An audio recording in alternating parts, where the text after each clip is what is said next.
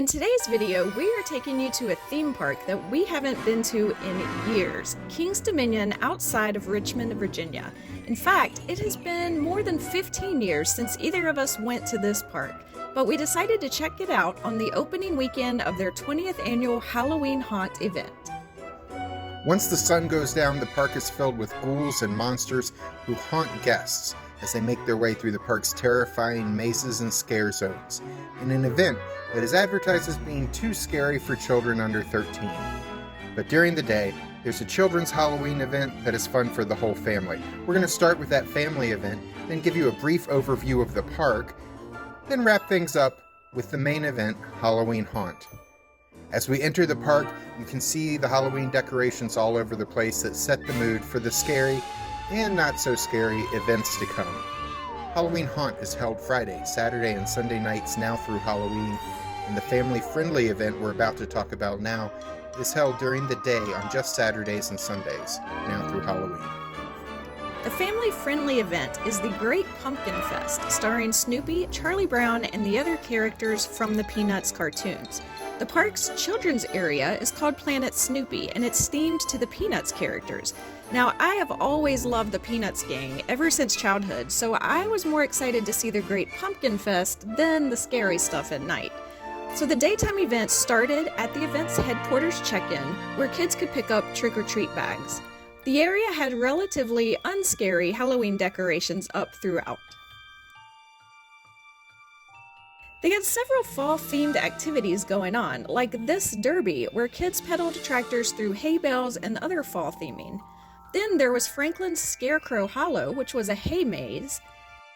And they had a pumpkin painting patch, where kids could paint a pumpkin to take home with them.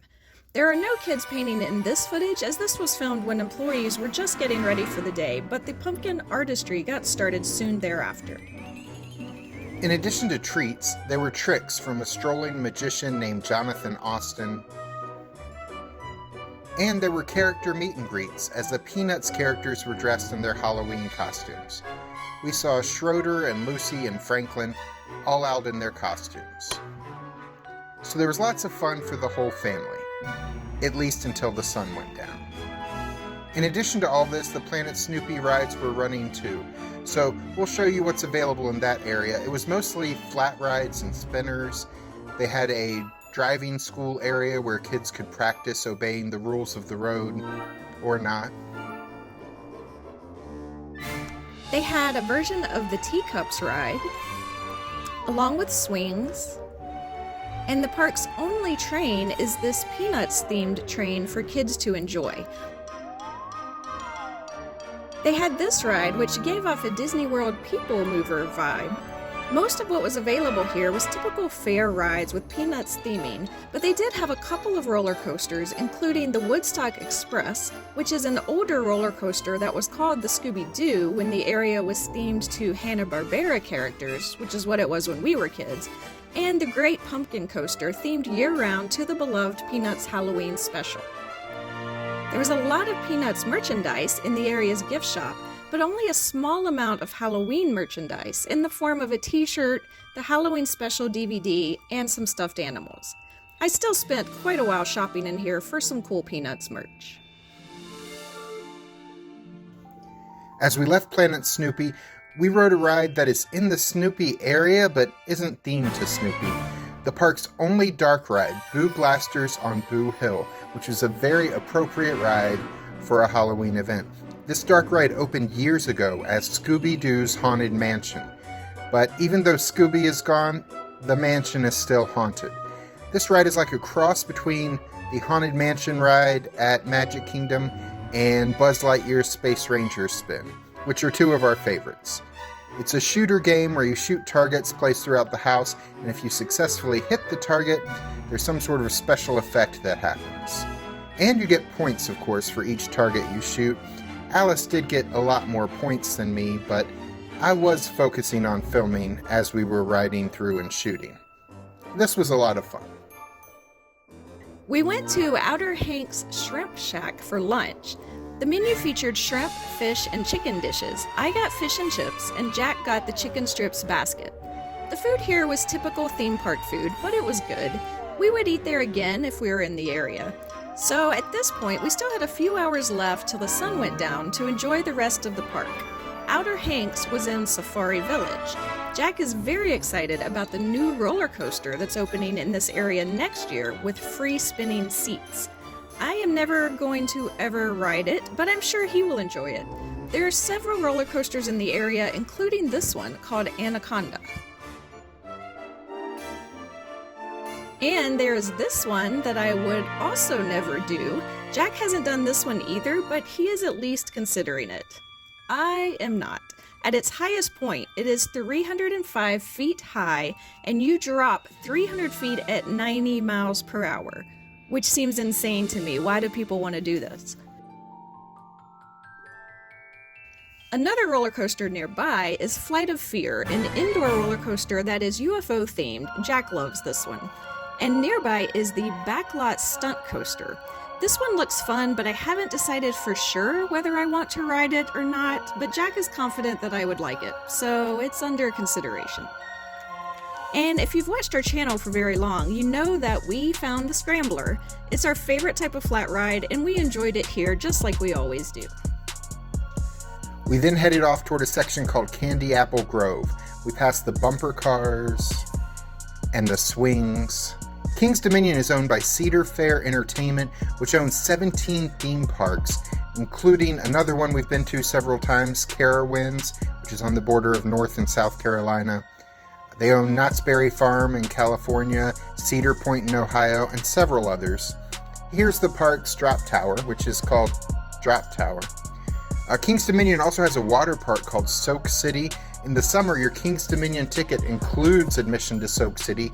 The water slides are just another attraction here at the theme park. But now in the fall, of course, the water park is closed until next summer. Here are some singing mushrooms that are pretty popular. They sing barbershop music every 15 minutes. They were removed from the park for a while a few years ago, but got brought back to popular demand. Here's the Bad Apple. Alright, I tried to get Alice on, but I failed.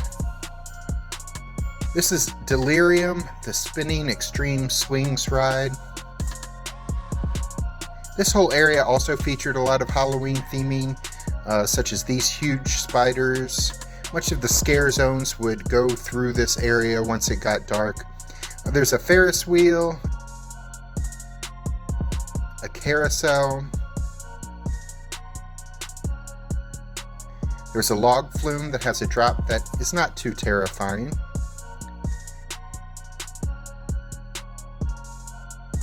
And there are a couple of big wooden roller coasters that I love. Racer 75 and the Grizzly. I rode both of these as a kid, and I just love big wooden roller coasters with large airtime drops. There's a total of 12 roller coasters at King's Dominion, including the 2 kiddie coasters we showed you in Planet Snoopy.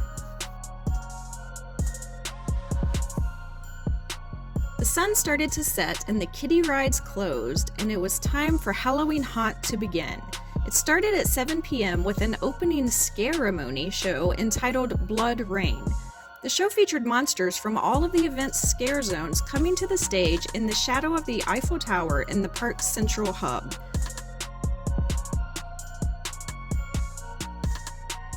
The monsters have supposedly come to pledge their allegiance to Queen Majesty, the ruling icon of Halloween Haunt, but some of them may not be as supportive of her reign as others. As that show wrapped up, a new one began, featuring the characters from the Masquerade Scare Zone in a song and dance show. They performed songs like The Greatest Show, This Girl Is on Fire, I Put a Spell on You, Bad Romance, and several others. The opening ceremony lasted about 10 minutes, and then this musical show lasted about 25 minutes, and the show was amazing. All of these singers and dancers were so talented. But people were really into the scare zones left during the singing, and then the lines were super long by the time the show was over. After the shows, we headed over to the Masquerade Scare Zone, which is themed to an undead masquerade ball set during the French Revolution. It's located right under the Eiffel Tower. The theming here was great. We got some pictures of the scare zones as we walked around during the day, so you could see everything better in the sunlight. There was nothing scary here. The characters did have bloody wounds behind their masquerade masks, but it was dark, so you could barely see it. They were posing for pictures and walking around, opening their fans in an intimidating manner. It was fun. Next, we were off to the Cleaver Brothers Carnival Scare Zone. If you're afraid of clowns, you're probably not going to like this one. Here's some footage of the area during the day. Once again, there wasn't anything very scary here, but we were pretty entertained. The clowns and carnies were pretty funny, jumping out at people. Parents were actually encouraged to take young kids out of the park by 7 p.m., but there were still a ton of kids in the park. I was a little bit worried about them, but the scariest thing was the makeup on the characters' faces. So I can see why it would be scary for very young kids, but I didn't see any kids that looked distraught. They do sell no boo necklaces, which can be worn if you are scared, and the characters would leave you alone when you walk through the scare zones if you're wearing one of these necklaces. There were several musical acts performing throughout the night, including this one. They may look like rockers, but they were performing Love Potion number 9, so your parents would have been fine with them. In addition to the scare zones, King's Dominion had 5 different mazes. Now, we were not allowed to film inside the mazes. We do have a few pictures of some of the outer theming of the areas that were used for the mazes. The first one was Grimm Woods, based on the stories of the Brothers Grimm, which I went through twice. Alice actually sent me through alone to see if it was too scary for her to go in. I went through and came back to tell her she would be fine, and we went through it again, together. These mazes are the usual haunted attraction, people in costumes performing jump scares as you walk by. The thing is, they were trying to get so many people through these mazes that the people in front of you were only a few feet in front of you, and the people in front of them were only a few feet further. There were numerous times I saw a character jump out, scare someone ahead of us, then get back in position to try to jump out and scare us later on. We were never really scared by this, of course. The theming and costumes were cool, but this was really not so scary. Next was a haunted hotel called Condemned. Again, we weren't allowed to film, but the hotel called Darkside Manor has had some supernatural events taking place, so you can head in to investigate for yourself. The next haunt we saw was Trick or Treat, a halfway house for witches who have been preparing their home for their next visitor, you. Again, these were the usual: costumes, cool theming, jump scares, and scary noises.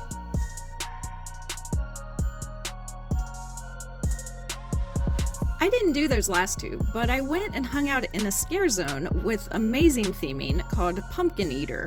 This was themed to tell the story of a murderous pumpkin farmer during the time of the American Revolution. There were lots of pumpkins everywhere, but there were also some really amazing statues that we got footage of during the daytime hours.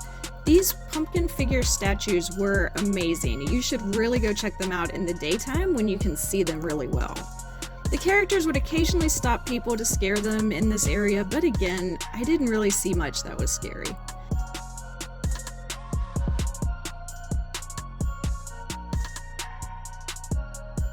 Jack talked me into going into our last haunted maze of the night, Cornstalkers. This was a cool farm theme as you enter, with a farmhouse facade and a barn. This is a corn maze, and it felt a little bit claustrophobic. There was not much room to walk between the corn stalks. People and creatures who live in the cornfield jump out at you along the way.